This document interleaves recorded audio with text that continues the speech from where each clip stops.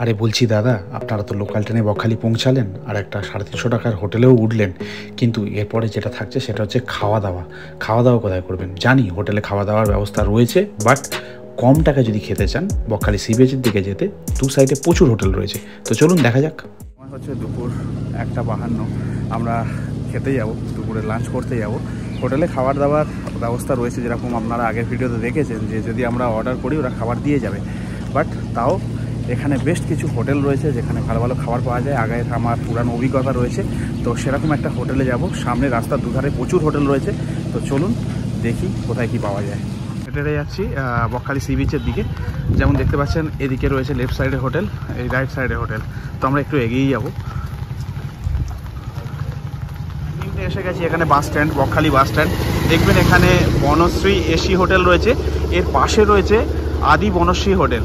তো এই হোটেলেই আজকে আমরা লাঞ্চ করব। এই দেখতেই পাচ্ছেন এসে গেছি। তো এখানে খাবার দাবার কেমন সেটা দেখি।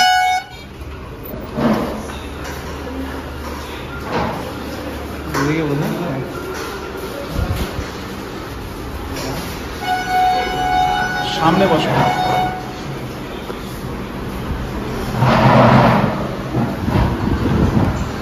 তো আমরা এসে বসলাম আদি বনশ্রী হোটেলের মধ্যে। ইন্টেরিয়রটা এরকম। আদি বনশ্রী হোটেলের মেনু কার্ড, তো আপনারা স্ক্রিনশট নিয়ে দেখে নিতে পারেন। তো কী খাবে?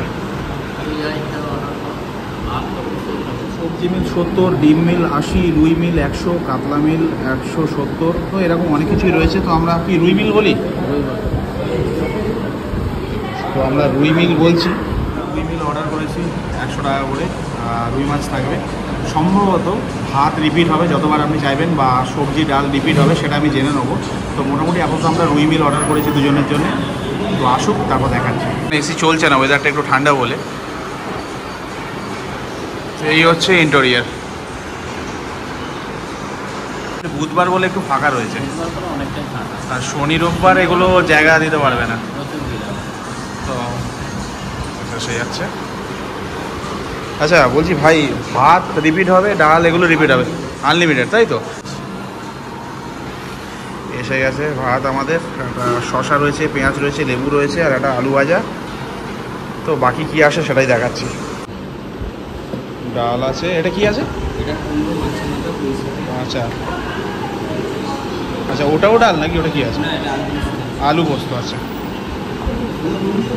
আচ্ছা, আমাদের রুই মাছ ভালো সাইজের রুই মাছ দিয়েছে।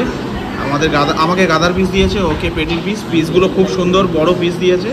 এটা রয়েছে ডাল, আর এটা রয়েছে আলু পোস্ত, আর এটা হয়েছে পুঁই শাক মাছের মাথা দিয়ে কুমড়ো দিয়ে একটা চচ্চড়ি টাইপের। তো ভাত আনলিমিটেড, বাকি সবজি আনলিমিটেড, মানে যা দিয়েছে আর লাগবে না আই থিঙ্ক, লাগাবো।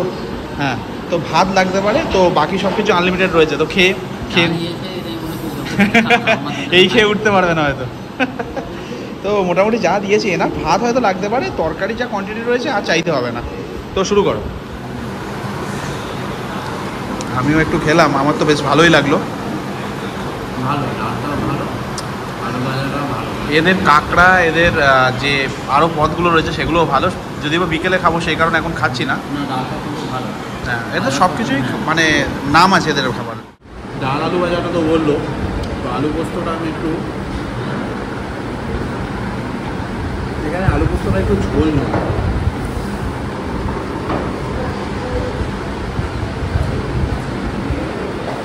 কেমন টেস্ট? ঠিক আছে, একটু ঝোল ঝোল, মানে আমরা শুকনো শুকনো খেয়ে অভ্যাস, বাট একটু ঝোল ঝোল, বাট টেস্ট ভালো। তো আমি আবার ভাত নিয়ে নিলাম, বেশ ভালো পরিমাণে নিয়েছি। এবারে এই পুঁই শাকটা একটু খেয়ে দেখ, মাছের মাথা দিয়ে।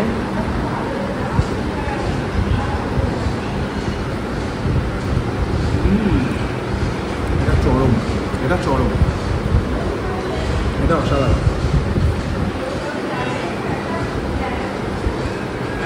এটা দারুণ, মানে এখনো পর্যন্ত সব থেকে বেস্ট লাগবে এটা।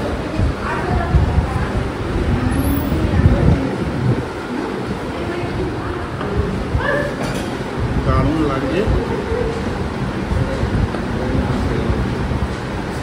মাছটাও দারুণ।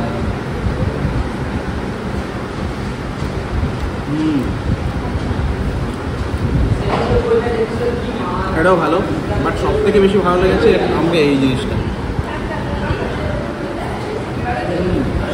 মাছটা দুর্দান্ত, এটাও ভালো, খারাপ বলবো।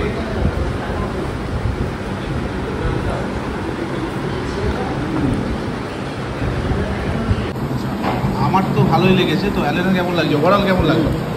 ওভারঅল সব কিছুই ভালো। মাছের পিসটা দেখেছি, হ্যাঁ দারুণ দারুণ। আমার পিসটাও বেশ ভালো পিস। আর তুমি পেটি পছন্দ করো, তাই পেটিও পেটি দিয়েছে। একটা পেটি একটা গাদা দিয়েছি। আমি বলতেই যাচ্ছিলাম যে পেটি দেওয়ার জন্য, কিন্তু এমনি দিয়েছে। কেমন লাগছে মাছটা, কেমন লাগছে? ওভারঅল সব কিছু রান্না ভালো। আমার সব থেকে বেশি ভালো লেগেছে এই পুঁই শাক দিয়ে মাছের মাথা দিয়ে এটা। মাছটাও ভালো, কিন্তু সব থেকে এগিয়ে এই জায়গা এইটা সবজিটা। তো আমি অলরেডি 4 বার ভাত দিয়েছি, মানে আরেকবার 4 বার মানে 4 হাতা ভাত বেশ ভালো পরিমাণে দিয়েছে। আবার দিচ্ছি,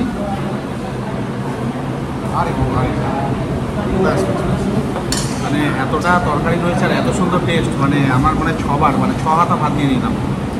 মাছ খাওয়ার পরেও আমি এখন পুঁই শাকটা খাবো, অসাধারণ। আমের বাহ, আমের চাটনি আর পাঁপড় শেষ পাতে, বা এটা জানা ছিল না।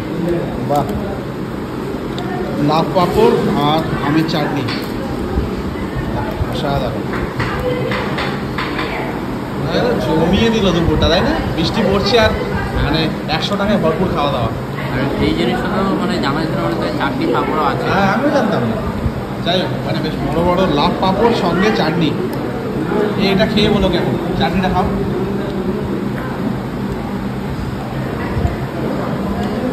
ভালো, এটা মানে মোটামুটি আমাকে মোটামুটি লাগে। এবার না জেনুইনলি যেটা সেটাই বলবে না, সেটাই বেকারে জোর করে ভালো বলে কোনো লাভ নেই। তোমার যেটা লাগবে মোটামুটি চলে যাবে। একটু আমসত্ব মোটামুটি আছে। আমসত্ব মেবি দিয়েছে, যাই হোক খেয়ে দেখি। হচ্ছে আদি বনেশ্রী এসি রেস্টুরেন্ট, খেয়ে দিয়ে বেরোলাম, একটু বিচের দিকে যাবো। বৃষ্টি হয়েই চলেছে, অসাধারণ খাবার ছিল, সব কিছু বলছি। ভিডিও এখনো শেষ হয়নি, চলুন বিচের দিকে যাই। একবারও যাইনি, সেখানে গিয়ে সব কথা বলছি। সি বিচের দিকে যেতে এদিকে বাঁ সাইডে এবং ডান সাইডে প্রচুর হোটেল রয়েছে।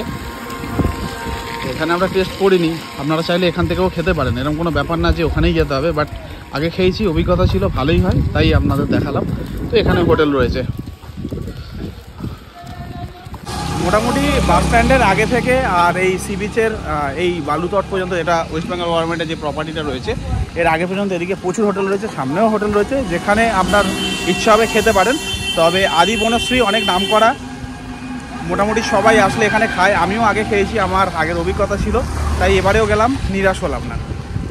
এই হচ্ছে বকখালি সমুদ্র বিচের পার্কিং এরিয়া, অনেক বড়, দেখতেই পাচ্ছেন ওদিকে গাড়ি রয়েছে।